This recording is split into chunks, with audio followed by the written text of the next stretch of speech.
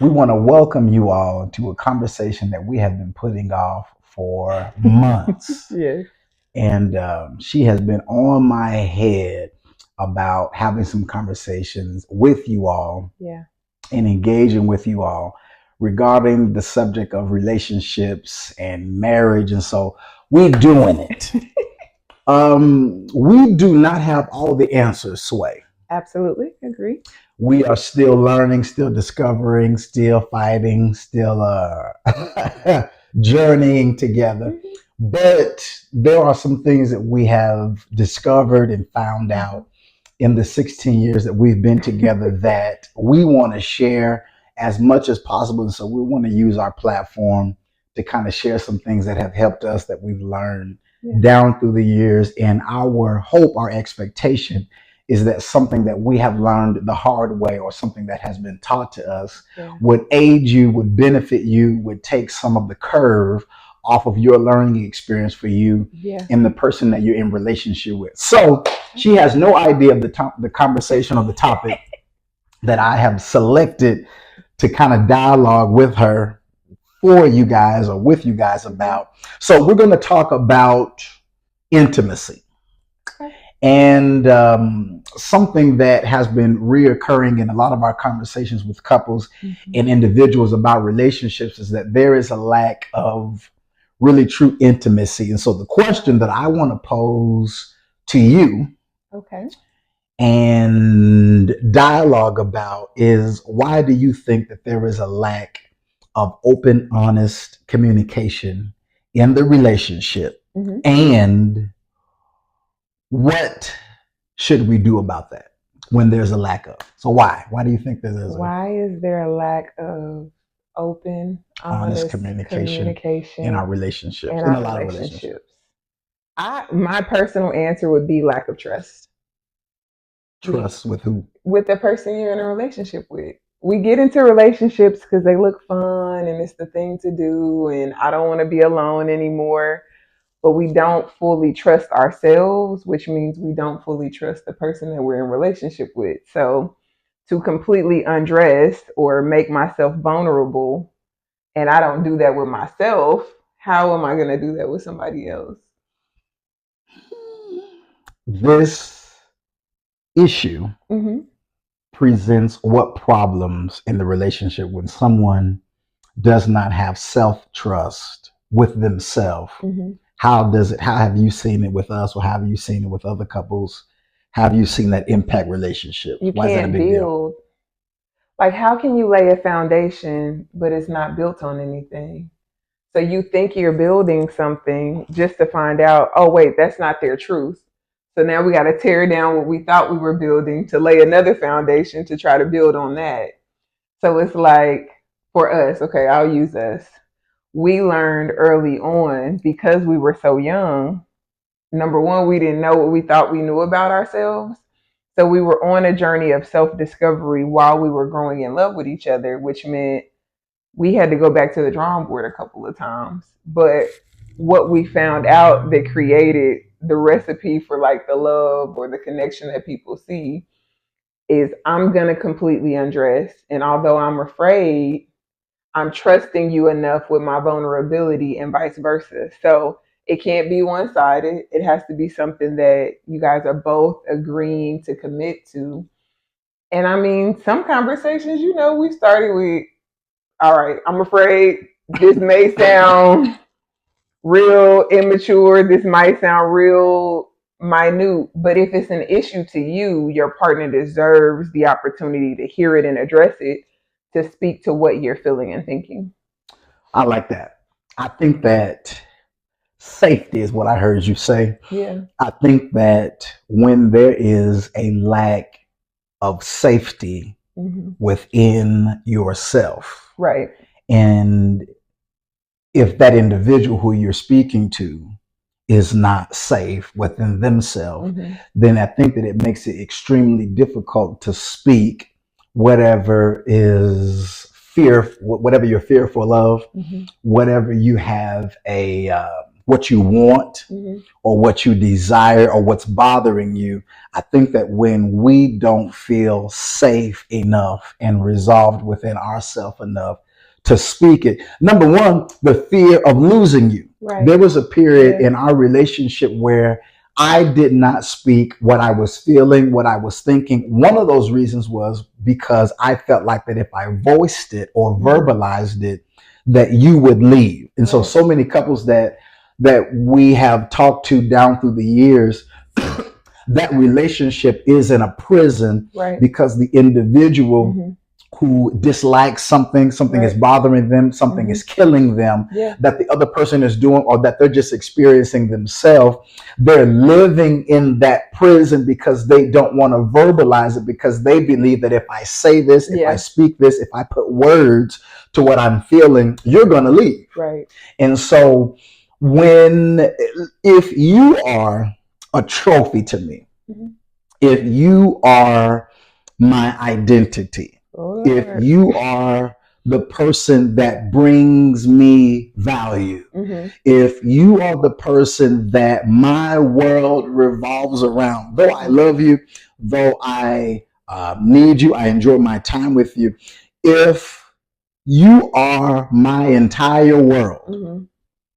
and you insinuate disapproval, Right. if I say something and you disagree with it, if Mhm. I am unsecure or insecure Right. within myself about who I am, Mhm. then I might not say what I need to say to you about what I'm feeling or about what you're doing to me or Yeah. what you're not doing to me, Mhm. because I don't want to lose my security. Right.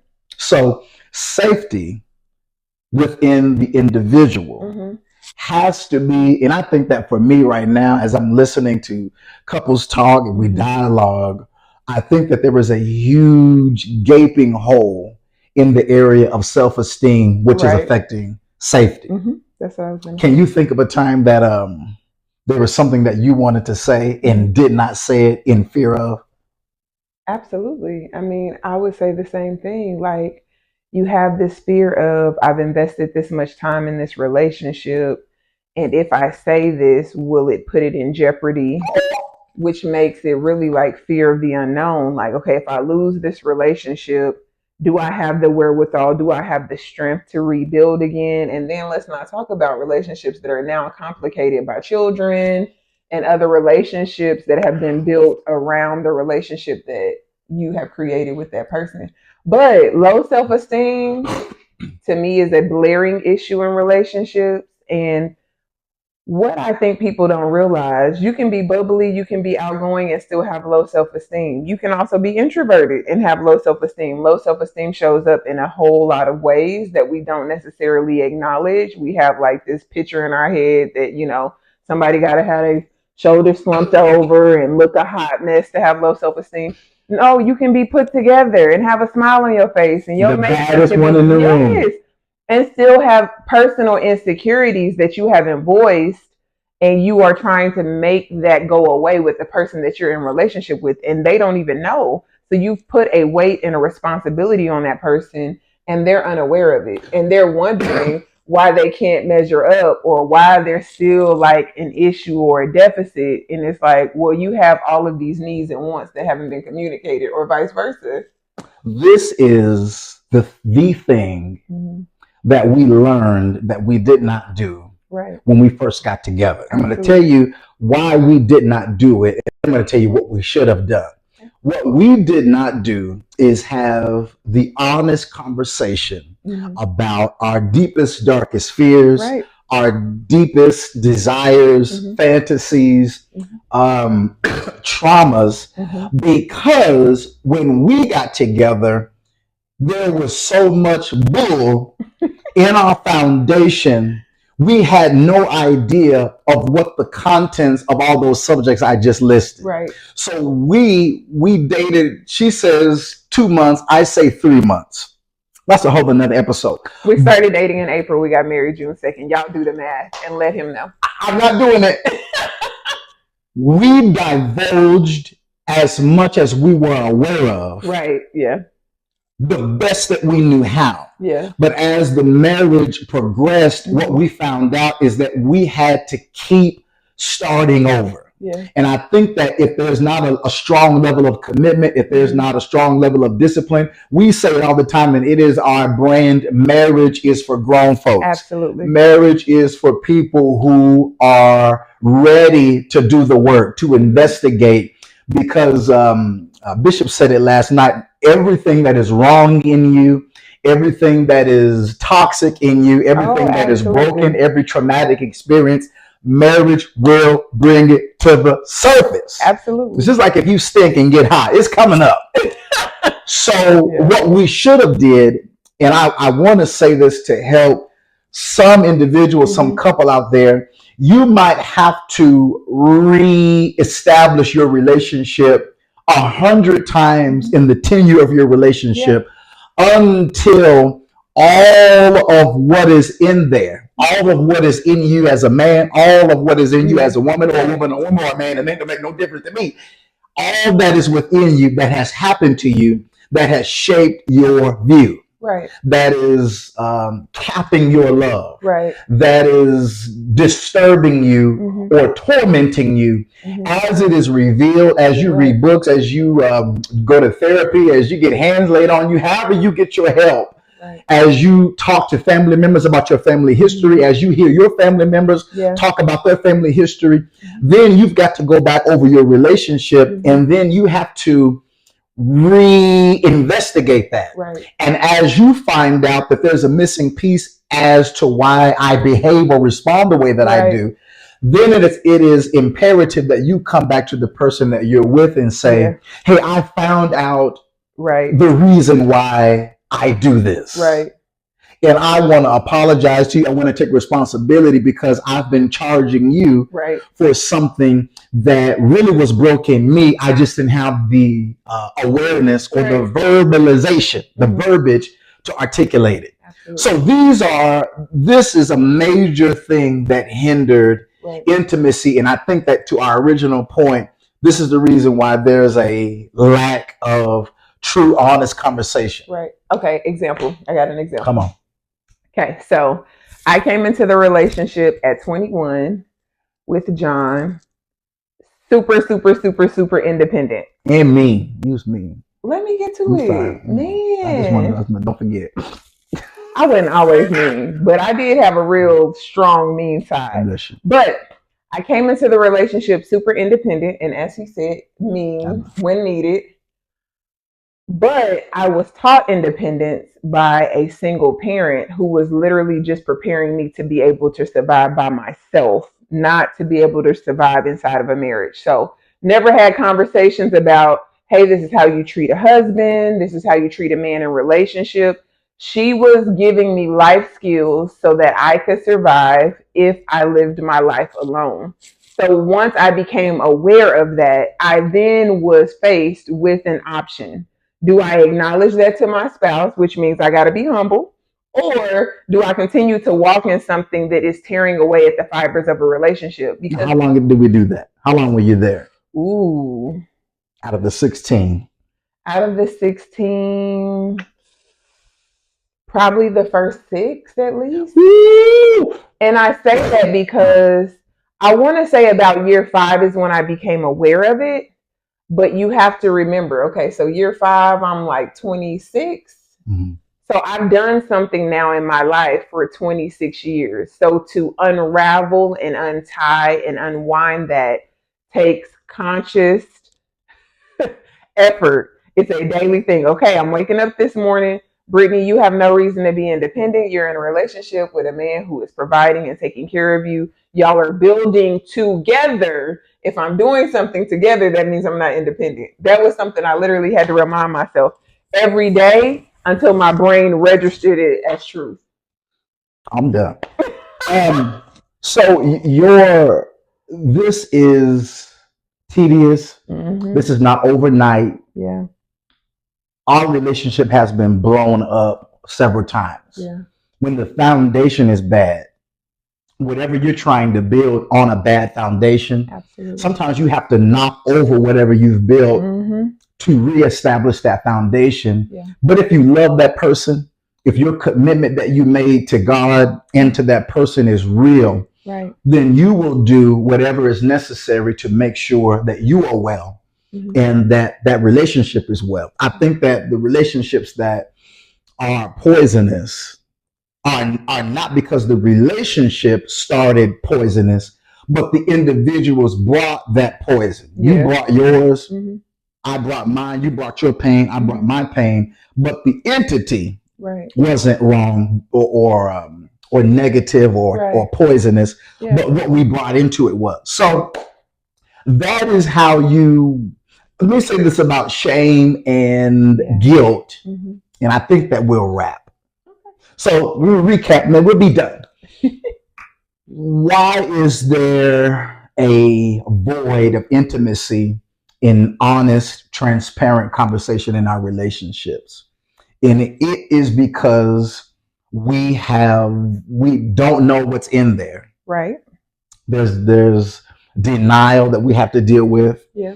There's protective defense mechanisms that Mhm. that defend that pain that is Right. causing the lack of intimacy. Yeah. It is the fear of loss. Right. But there's also the difference. I love talking about shame and guilt because I lived under it for the majority of my teenage years, at least, into my marriage. The difference between guilt and shame is guilt is I did something Right. that was wrong. Mhm. I made an error. I made a mistake. I did it. Yeah. But shame goes to the extent of not only did I do something wrong or not do something wrong, but the wrong that I did has become a part of my identity. Yeah. I am what I did. Matters not how long ago the situation occurred. Right. Shame comes with an identity that rests on or in that individual that frames them in an alternate identity. Absolutely. So I am what I was. I am what I have experienced. Yeah. I am what was done to me. And I think that is another thing, another occurrence that has happened to us that is robbing us of intimacy. So we wanted to give some information, some wisdom. We wanted to share some vulnerability about some of our story, about how we lived in a state. We just roommates. There was a time in our relationship, I ain't telling you my dirt, you ain't telling me yours, because you're gonna use it against me. Yeah. And it was because we were trying to protect ourselves. Right. But go ahead. What you want to say? It wasn't even like, like we'll say we're protecting our dirt, and I think it gives people this thought process of, oh my God, it was this huge secret.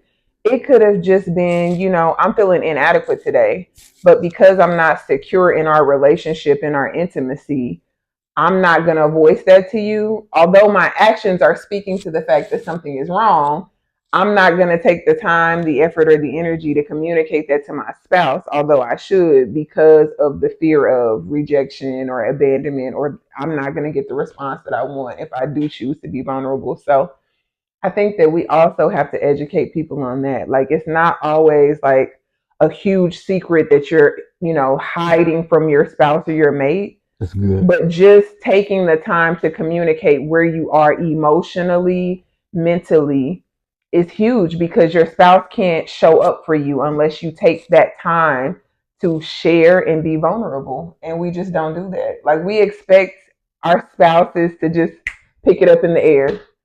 And it's like, but why? If we're in a relationship, right? Why won't I just take the time to be like, open up your mouth, babe, I'm feeling a little off today, and then talk it through.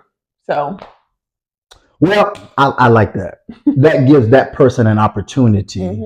So if you have trust issues and you have lived your life, as you said, independent, then that means that you never gave or rarely gave people the opportunity. Absolutely. So if you're in a relationship with someone and they have shown that they love you, you have to give opportunity. Yeah. Now there is a conversation that we need to have about an individual who fails to come through. Right. But if you are trying to live out loud and be honest and to grow and to not live in a prison within yourself, you've got to speak what you are feeling without the fear of shame and Yeah. you're going to leave me. But give that person an opportunity. Some people that we have talked to, and even ourselves, the person that you are with is looking for an inroad, for an opportunity to be there for you. But if you are steeped in independence and I can protect myself and I don't need nobody, Yeah.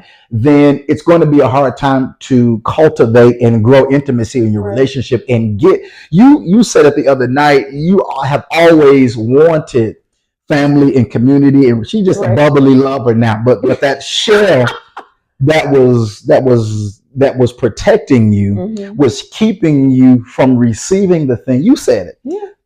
Keeping you from receiving The thing that I wanted in my core. the thing that you wanted in your core. Mhm. So give the person that you are in relationship, you really believe that they love you, Yeah. give them the opportunity to love you and to come through for you.